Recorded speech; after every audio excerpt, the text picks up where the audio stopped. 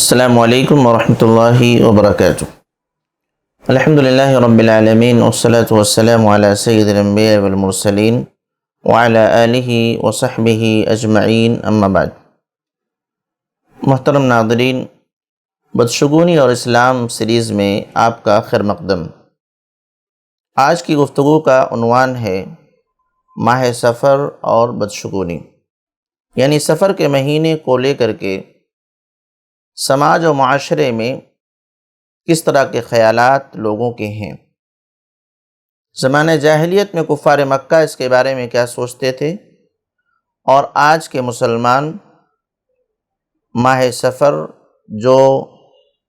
اسلامی سال کا دوسرا مہینہ ہے، اس مہینے کے بارے میں آج کے مسلمان کیا سوچتے ہیں۔ سب سے پہلی بات ہم یہ دیکھیں گے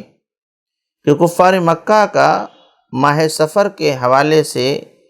کیا عقیدہ تھا یا کیا ان کے اعمال تھے۔ ان کے یہاں تین چیزیں ماہ سفر کو لے کر کے تھیں۔ پہلی چیز کہ وہ نسی کیا کرتے تھے۔ نسی یعنی مہینے کی جو ترتیب ہے اس کو آگے پیچھے کر لیا کرتے تھے۔ محرم پہلا مہینہ ہے، سفر دوسرا مہینہ ہے، تو وہ ایک سال سفر کو پہلے قرار دے لیتے تھے اور محرم کو کہتے تھے کہ اس بار دوسرا مہینہ محرم قرار پائے گا، کیونکہ محرم حرمت والا مہینہ ہے اور اس میں بہت ساری چیزیں خصوصی طور پر منع کی گئی ہیں، تو اس سے بچنے کے لیے وہ آگے پیچھے کر لیا کرتے تھے۔ اس کو کہا جاتا ہے نسی۔ اس کی بہت ساری تفصیلات ہیں۔ اللہ رب العالمین نے اس کے متعلق فرمایا انما النسیء زیادۃ فی الکفر، یہ نسی کرنا یہ کفر میں زیادتی کا سبب،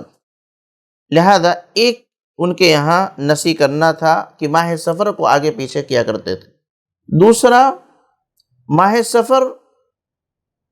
کے بجائے سفر نام کی ایک بیماری وہ تصور کیا کرتے تھے کہ ایک ایسی بیماری جو جانوروں کے پیٹ میں ہوا کرتی ہے، یا بعض لوگوں نے کہا کہ یہ ایک کیڑا ہے جو جانوروں کے پیٹ میں جا کر کے بیماری کو پیدا کرتا ہے، اور وہ بیماری پھر پورے باڑے کے اونٹوں کو لگ جاتی ہے اور اس کی وجہ سے پورا باڑا ہلاک ہو جاتا ہے۔ یہ عقیدہ سفر نام کے حوالے سے ان لوگوں کا تھا۔ تیسرا، ماہ سفر کو منحوس سمجھا کرتے تھے، یعنی اس میں کوئی خیر کا کام وہ نہیں کیا کرتے تھے، یا کوئی بڑا کام سفر کے مہینے میں نہیں کیا کرتے تھے۔ وہ بچتے تھے کہ سفر کے مہینے میں ایسا کوئی کام کرنا نہ پڑے، انتظار کرتے تھے کہ یہ مہینہ پورا ہو جائے اس کے بعد ہم کرتے ہیں۔ مثلا سفر کرنا ہے، کہیں جانا ہے، آنا ہے، یا کسی کام کا آغاز کرنا ہے تو سفر کے مہینے میں وہ نہیں کرتے تھے، کیونکہ یہ ان کی نگاہ میں منحوس تھا، برکت سے خالی تھا۔ اس میں کرنے کا مطلب ہے کہ نقصان لگ جاتا تھا۔ تو یہ تو وہ باتیں ہیں جو کفار مکہ کے یہاں تھیں،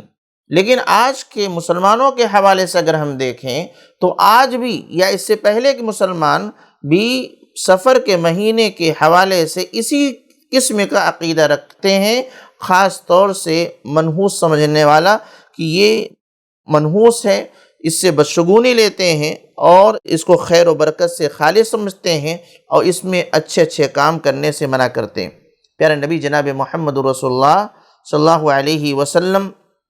نے جس طریقے سے کفار مکہ کے حوالے سے کہا تھا لا عدوى ولا تھیرۃ ولا ہامۃ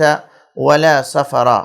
کہ نہ تو عدوہ کی کوئی بیماری متعدی ہوتی ہے بذات خود، جب تک اللہ کا حکم نہ ہو تب تک وہ بیماری کسی کو لگتی نہیں، ولا تھیرۃ، اور نہ ہی بدشگونی کی کوئی حیثیت ہے، ولا ہامۃ، اور نہ ہی الو کسی کو نقصان پہنچا سکتا ہے، اور نہ ہی ولا سفرا، سفر کے متعلق جو عقیدے کفار مکہ نے بنائے ہیں نہ ہی وہ عقیدے درست ہیں، نہ وہ بیماری جس کو ان لوگوں نے بنا رکھا ہے کہ یہ متعدی بیماری یہ جانوروں کو ہلاک کر ڈالتی ہے، تو اس کی بھی کوئی حقیقت نہیں۔ آئیے ہم دیکھتے ہیں کہ آج کے دور میں سفر کے حوالے سے مسلمانوں کے یہاں کس کس طریقے کے عقائد پائے جاتے ہیں۔ سب سے پہلی چیز یہ ہے کہ ان لوگوں کا ماننا ہے، اور نہ جانے یہ بات ان تک کیسے پہنچی ہے، کہتے ہیں سال میں 10,80,000 بلائیں آسمان سے زمین پر نازل ہوتی ہیں، ان میں سے 9,20,000 سفر کے مہینے میں۔ یعنی 10,80,000 میں سے 9,20,000 سفر کے مہینے میں نازل ہوتی، لہذا یہ منحوس ہے اور بدشگونی لی خیر و برکت سے خالی ہے، لہذا اس میں احتیاط برتنا چاہیے، اور مختلف قسم کے کام اس کی وجہ سے کرتے ہیں۔ احتیاطی تدابیر کے طور پر وہ اس میں شادی بیاہ نہیں کرتے۔ آپ دیکھیں گے سفر کے مہینے میں شادی بیاہ کے واقعات بہت کم رونما ہوتے ہیں، یا سننے میں آتے ہیں کہ فلاں کے ہاں شادی ہوئی ہے۔ لوگ بچتے ہیں کہ سفر کے مہینے میں شادی نہ ہو۔ اسی طریقے شادی ہو گئی ہے کسی اور مہینے میں، نیا نویلا جوڑا ہے، تو سفر کے مہینے میں 13 دن کے لیے ان کو الگ الگ کر دیا جاتا ہے، ایک دوسرے کو صورت نہیں دیکھنے کی اجازت دی جاتی، ورنہ یہ عقیدہ ہے کہ اس کی وجہ سے رشتے خراب ہو جائیں گے۔ کسی اہم کام کی شروعات نہیں کرتے، یعنی ایک کاروبار شروع کرنا ہے، تجارت شروع کرنا ہے تو انتظار، جیسے کفار مکہ انتظار کرتے تھے کہ سفر گزر جائے اس کے بعد کریں، ویسے ہی آج بھی مسلمانوں میں سے ایک بڑا طبقہ ہے کہ سفر کے مہینے میں اپنے کاروبار کا آغاز نہیں کرتا، اپنی دکان کا آغاز نہیں کرتا، یا تجارت کا آغاز نہیں کرتا، یا اسی طریقے سے کوئی بڑا اہم کام سفر کے مہینے میں شروع نہیں کرتا۔ عقیدہ یہ ہے کہ یہ منحوس ہے، اگر اس میں شروع کریں گے تو کامیاب نہیں ہوں گے، لہذا بچنا چاہیے۔ اسی طریقے سے مٹی کے برتن توڑ دیے جاتے ہیں، تیرا تیزی کا عقیدہ رکھا جاتا ہے، آخری بدھ کو سب سے زیادہ منحوس سمجھا جاتا ہے۔ اور ایک اہم بات جس میں بہت ایسے لوگ بھی ملوث ہو گئے کہ جن کا عقیدہ ہے کہ یہ سفر جو ہے منحوس نہیں ہوتا، وہ صحیح مانتے ہیں، دین اسلام کے مطابق سفر کو منحوس نہیں مانتے، اس کے باوجود ان سے غلطی ہوتی ہے کہ عموماً سفر کو صرف سفر نہیں کہتے، بلکہ سفر کے ساتھ جب بھی سفر کا لفظ لکھتے ہیں یا بولتے ہیں، مظفر کا لفظ لگاتے ہیں، سفر المظفر، سفر المظفر، یعنی خالی سفر کہنے کی وجہ سے ان کو بھی لگتا ہے، یا سماج میں رائج کر دیا گیا اور لا علمی میں لوگوں نے اختیار کر لیا ہے کہ لگتا ہے خالی سفر بولیں گے تو اس کی وجہ سے کہیں بے برکتی نہ آ جائے، اس لیے مظفر بھی لگا دیتے ہیں کہ ایسا سفر جس میں جو ہے کامیابی نصیب ہو۔ یہ مظفر کی صفت لگا دینا اس بات کی دلیل ہے کہیں نہ کہیں انہیں بھی ڈر ہے، چاہے وہ لا علمی کی بنیاد پر ہو، جن لوگوں نے بھی رائج کیا ہے کہ انہیں بھی ڈر ہے کہ خالی سفر بولیں گے تو اس سے نحوست آ جائے گی، اس لیے لکھتے وقت بولتے وقت سفر المظفر کا لفظ استعمال کرتے ہیں۔ ان تمام چیزوں کو، ان سفر کے مہینے کو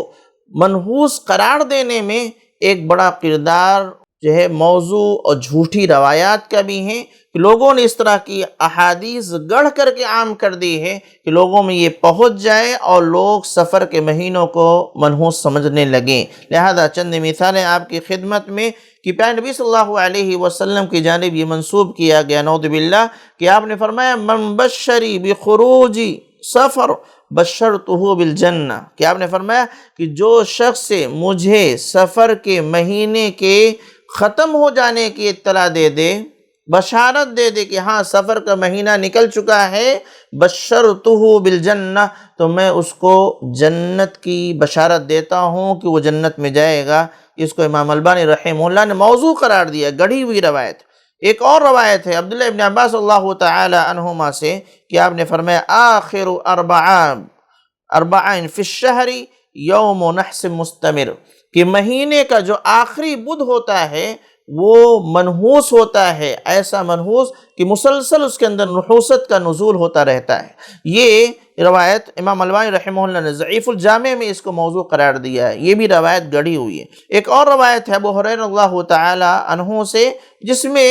ہر مہینے کے متعلق اس مہینے میں یہ ہوگا، اس مہینے میں یہ ہوگا، اس مہینے میں یہ ہوگا، یعنی پیارے نبی صلی اللہ علیہ وسلم کی جانب منسوب کی گئی یہ روایت کہ آپ نے ایسا فرمایا ہے، حالانکہ آپ سے یہ ثابت نہیں ہے، تو اس میں ہر مہینے کے بارے میں کہ اس مہینے میں یہ ہوتا ہے، اس مہینے میں یہ ہوتا ہے، اور جب سفر کی بات ہے تو اس میں ذکر ہے ثم یکون موت فی سفر، پھر سفر کے مہینے میں موت ہوگی، ثم تتنازع القبائل فی الربیع، پھر ربیع الاول کے مہینے میں قبائل آپس میں لڑیں گے، اور نہ جانے اس طرح کی کون کون سی بات۔ یہ روایت بھی امام البانی رحمہ اللہ نے السلسلۃ الضعیفہ میں اسے موضوع قرار دیا ہے۔ تو یہ 3 روایتیں میں نے آپ کے سامنے رکھی ہیں اس بات کے لیے کہ گڑھی ہوئی روایتوں کے ذریعہ سے بھی سفر کے مہینے کے متعلق جو لوگوں کا عقیدہ ہے اس کو تقویت ملی ہے اور لوگوں نے یقین کر لیا، لہذا یہ روایت غلط ہیں، جھوٹی ہیں، ان پر اعتماد نہ کیا جائے، اور سفر کے مہینے سے متعلق جو عقائد لوگوں نے بنا رکھے ہیں اس کو ختم کر دیا جائے۔ اللہ پر بھروسہ و اعتماد رکھیں، اللہ کی بنائی ہوئی کوئی چیز منحوس نہیں ہوتی، بلکہ اللہ جو بھی بناتا ہے وہ بابرکت ہوا کرتی ہے، کیونکہ رب العالمین خود بابرکت ہے۔ الہ ہمیں کہنے سننے زیادہ عمل کی توفیق دے، ہمیں صحیح سمجھ اور صحیح عقیدہ اور صحیح عمل کی توفیق عطا فرما، آمین تقبل رب العالمین۔ والسلام علیکم ورحمۃ اللہ وبرکاتہ۔